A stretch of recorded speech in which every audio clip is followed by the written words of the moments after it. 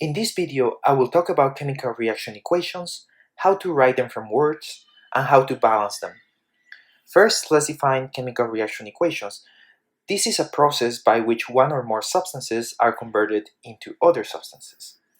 So we have reactants, which are the starting materials, products, which are the substances formed, and we should also know about reagents, which are the chemicals available in the lab. In a typical chemical reaction equation, we have reactants on the left-hand side, an arrow symbolizing the reaction, and the products on the right-hand side. For example, let's look at the reaction of sodium plus water, forming sodium hydroxide and hydrogen. So we must write the formula for each one of these substances.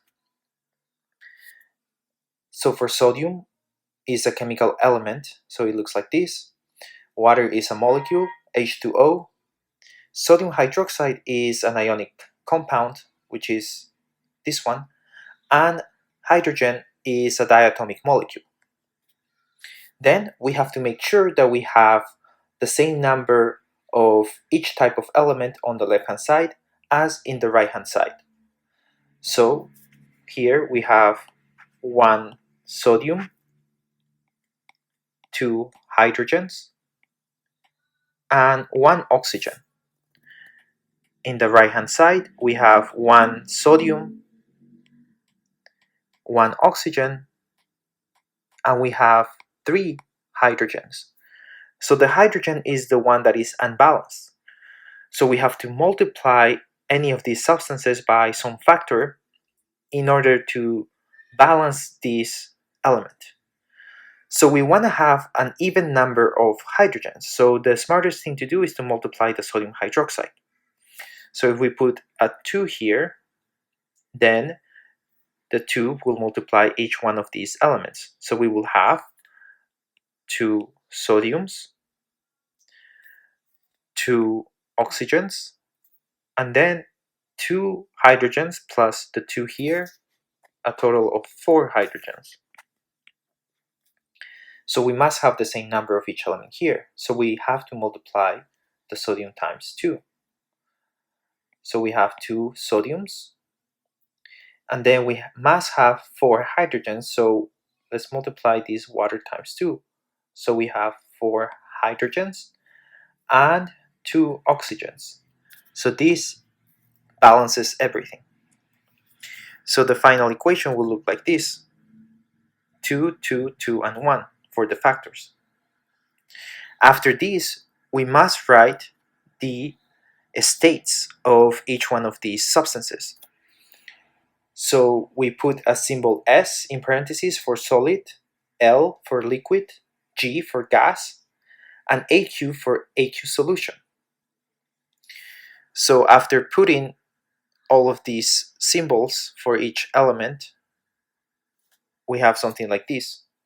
Sodium is a solid, the water molecule is a liquid, the sodium hydroxide must be in some solvent, water, and this becomes an aqueous solution, and hydrogen exists in gas form at room temperature. So the final form of the balanced chemical reaction equation looks like this. In chemical reaction equation, there are also symbols that we must be familiar with. One of them is heat, which is represented with a triangle on top of the arrow. In this case, calcium carbonate or limestone needs heat to decompose into calcium oxide and carbon dioxide. So in this particular reaction, the heat required is 100 degrees Celsius, which may or may not be specified in the chemical reaction equation. The next one is catalyst. A catalyst is a substance that increases the rate of reaction, but is not itself consumed in the reaction. In this example, vanadium pentoxide is used as a catalyst to increase the rate of reaction of sulfur dioxide and oxygen into sulfur trioxide. when we have unbalanced equations, we put a warning sign at the end to let know the reader that this equation is not representative of the reaction and it needs to be balanced. The balanced equation would look like this, with the respective factors and also the states of each molecule. For example, here you need 2 molecules of hydrogen and 1 molecule of oxygen to produce 2 molecules of water. So these factors represent stoichiometry of molecules, but this can also represent the stoichiometry in moles by multiplying each of these factors times Avogadro's number. So if we multiply 6.022 times 10 to the 23rd molecules times each of these factors, remember that this number of molecules is what we have in a mole. So we can also say that you need 2 moles of hydrogen and 1 mole of oxygen to produce 2 moles of water. So we can get the following 3 ratios. For 2 moles of hydrogen, we have 2 moles of water. Or we can get, for 2 moles of hydrogen, we have 1 mole of oxygen. Or for 1 mole of oxygen, we have 2 moles of water.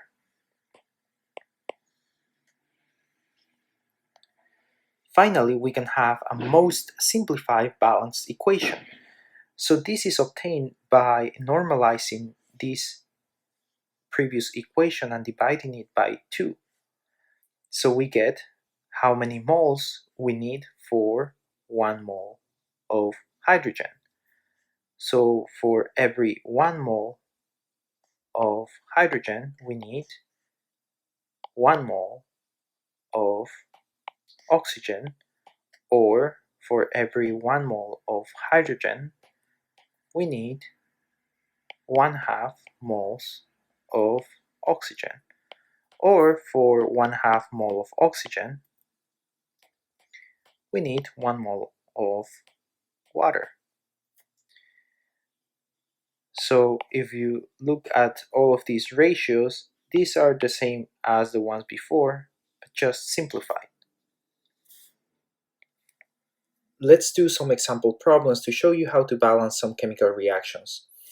Here, let's do A.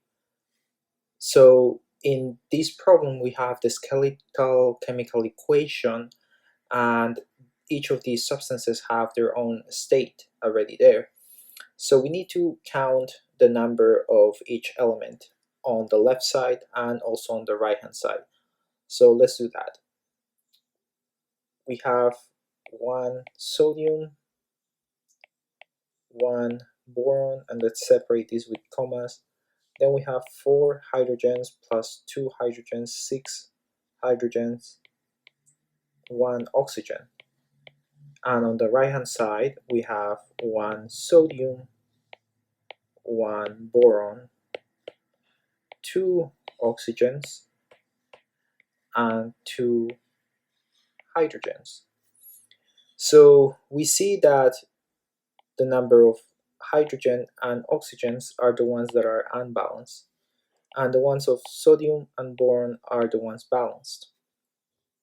So let's focus on the compounds that have hydrogen and oxygen. In this case, water on the left hand side and hydrogen on the right hand side.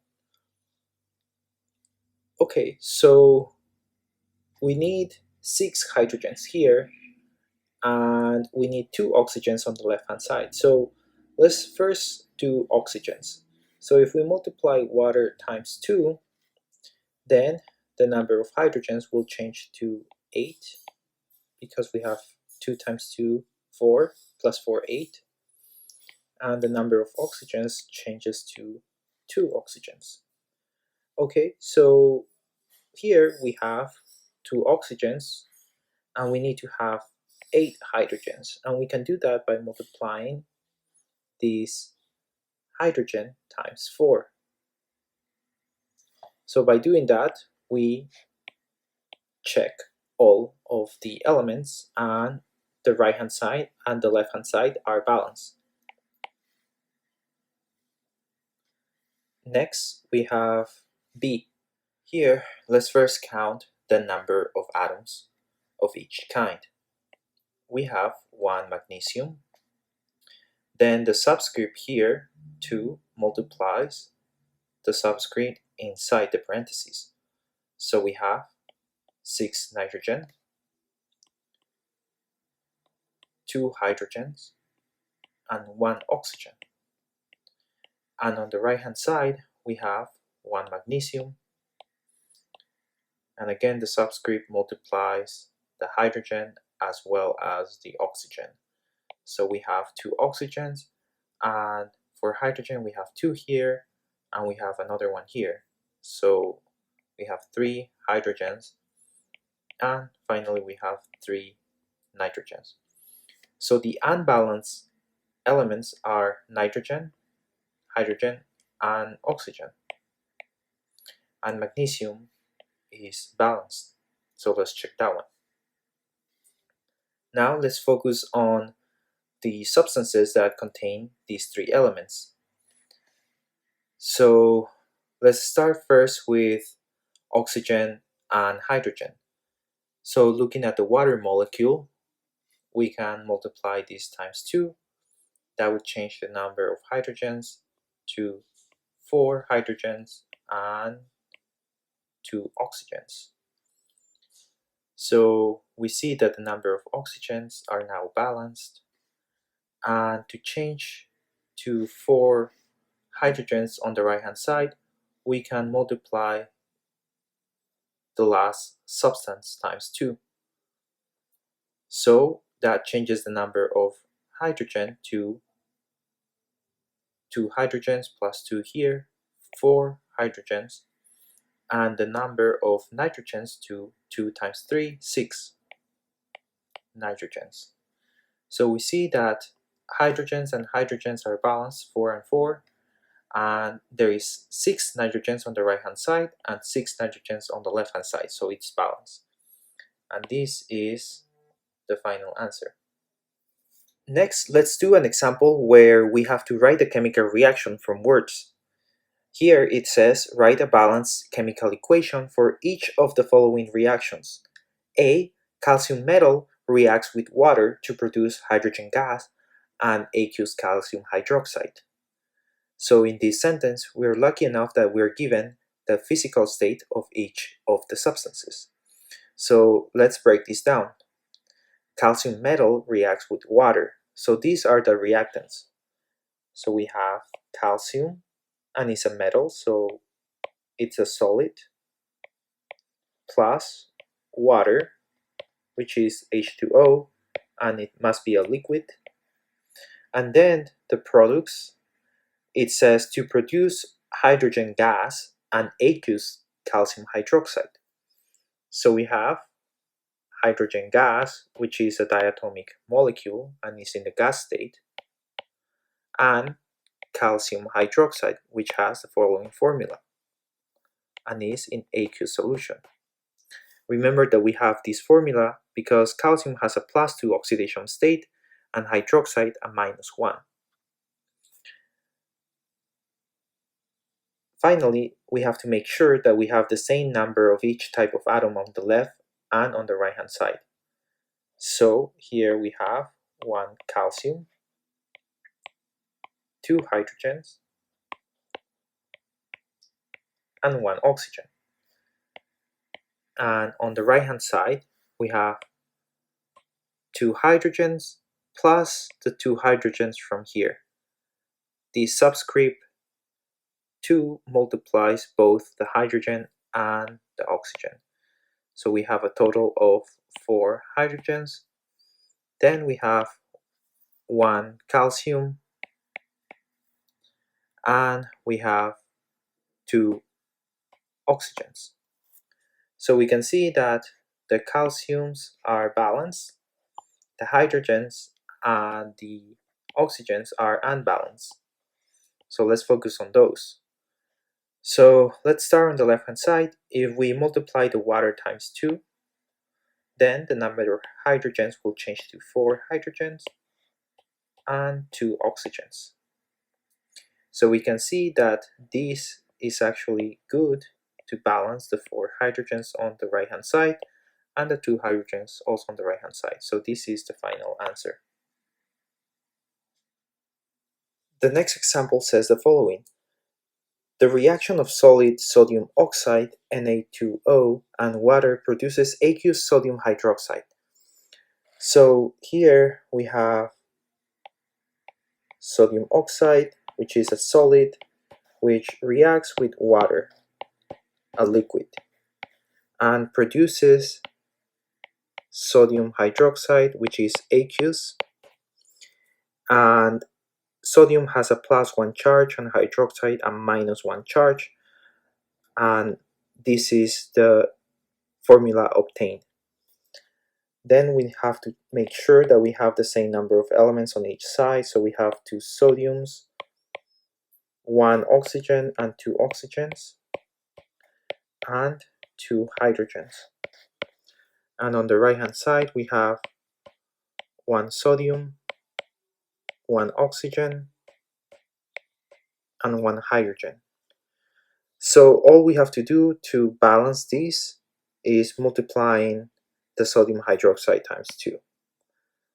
So that would give us 2 sodiums, 2 oxygens, and 2 hydrogens, which balances the left hand side. Finally, we have the following example. In one stage in the commercial production of iron metal in a blast furnace, the iron 3 oxide Fe2O3 reacts with carbon monoxide to form solid Fe3O4 and carbon dioxide gas. In a second stage, the Fe3O4 reacts further with carbon monoxide to produce solid metal elemental iron and carbon dioxide. Write the balance equation for each stage in the process. So let's first start with the first stage. So here it says that iron 3 oxide, Fe2O3, reacts with carbon monoxide. So we have Fe2O3 solid plus carbon monoxide, which is a gas, and it forms Fe3O4, which is a solid, and carbon dioxide gas.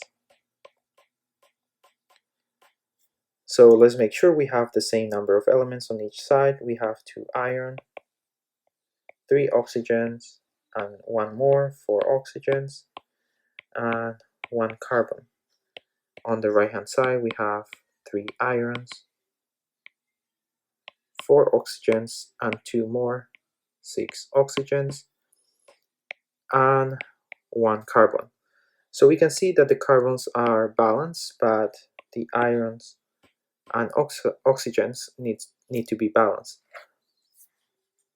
So let's first start with the iron. We see that we have 2 on the left hand side and 3 on the right hand side. So let's multiply the left hand side times 3 and the right hand side times 2. So this changes the number of iron to 6, oxygen to 3 times 3, 9, plus 1, 10, and 1 carbon. The number of irons on the right hand side is 6, oxygen is 2 times 4, 8, plus 2, 10, and 1 carbon. So this balances all of the elements, and this is our balanced chemical reaction. For the second stage, we have Fe3O4 reacting with carbon monoxide, which is a solid, and carbon monoxide, which is a gas. And the products are solid elemental iron and carbon dioxide. Solid and carbon dioxide, which is a gas. Let's check the number of elements. So we have 3 iron, 4 oxygen, plus 1, 5 oxygen, and 1 carbon. On the right hand side, we have 1 iron, 1 carbon, and 2 oxygen. We can see that the number of carbons are fine and the other elements, iron and oxygen, are unbalanced. So let's start with the iron on the right hand side. So we have 3 iron here on the left hand side. So to balance the right hand side, we need 3. So that would change the number of iron to 3. Then we need to match the number of oxygens. But on the right hand side, the only source of oxygen is carbon dioxide. So if we multiply these, we will inevitably change the number of carbons. But we must do it. So let's multiply times an even factor. Let's say 4, because we need something greater than 5. So times 4 will give us 4 carbons and 8 oxygens. So to get that number of carbons and oxygens on the left hand side, we must multiply times a factor that gives us 4 carbons, so times 4. So with that we get 4 carbons, and for oxygens we get 4 times 1, 4, and plus 4 here we get 8 oxygens, and 3 irons, and that will balance all of the elements. And this is our final balanced equation.